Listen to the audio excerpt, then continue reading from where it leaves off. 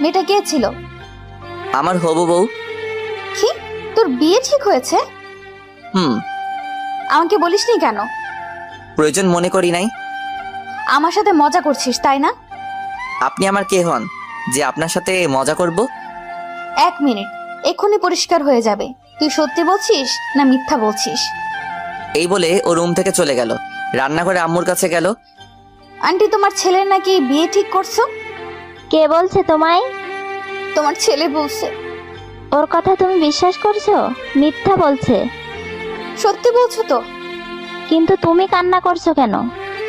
আমাকে মিথ্যা বলা তাই না? দাঁড়া, আজকে তোর হচ্ছে। কি রে, কার কথা বলছিস? তোমার ছেলের কথা বলছি।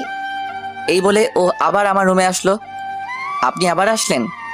কুত্তা, তোর মাথা ফাটানো এখনো বাকি আছে, এই জন্য আসছি। কি? ও আমার কলার ধরে দেওয়ালের সাথে চেপে ধরলো। বল, মিথ্যা বললি কেন? কি মিথ্যা বলছি? বললি না ওই মেয়েটার সাথে তোর বিয়ে ঠিক হয়েছে। হয় নাই, হবে। আমি থাকতে তুই অন্য কাউকে বিয়ে করবি তাই না? আপনার মতো গুন্ডি মেয়েকে কে বিয়ে করবে? এবার তো নিশ্চিত আমি তোর মাথা ফাটাবো। দেখি কেমন পারেন। ভুলে যাবেন না আমি ছেলে, আপনি মেয়ে। তো কি হয়েছে? আপনার থেকে আমার শক্তি বেশি। ও তাই বুঝি, আচ্ছা দেখি। ওকে দেখেন। এই বলে আমি ওনাকে ধাক্কা দিয়ে সরিয়ে দিলাম। তারপর ওনার হাত দুটো দেওয়ালের সাথে চেপে ধরলাম। উনি আমার দিকে এক দৃষ্টিতে তাকিয়ে আছে। ওনার চোখে মনে হয় নেশা আছে। সেই নেশায় আমিও ডুবে গেলাম। জানি না তখন আমার কি হলো। ধীরে ধীরে আমার মুখটা ওনার মুখের দিকে নিয়ে গেলাম। তারপর ওনাকে এক ধাক্কা দিয়ে ফেলে দিলাম। কি হলো, ফেলে দিলে কেন? তো কি করব?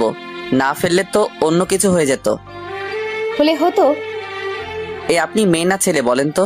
যেটা আমার করার কথা সেটা আপনি করতে চাচ্ছেন।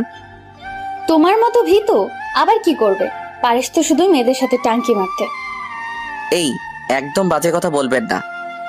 আগে বল, ওই মেয়েটা তোকে জড়িয়ে ধরলো কেন? ওর ছোটবেলা থেকেই গায়ে পড়ার অভ্যাস আছে, তা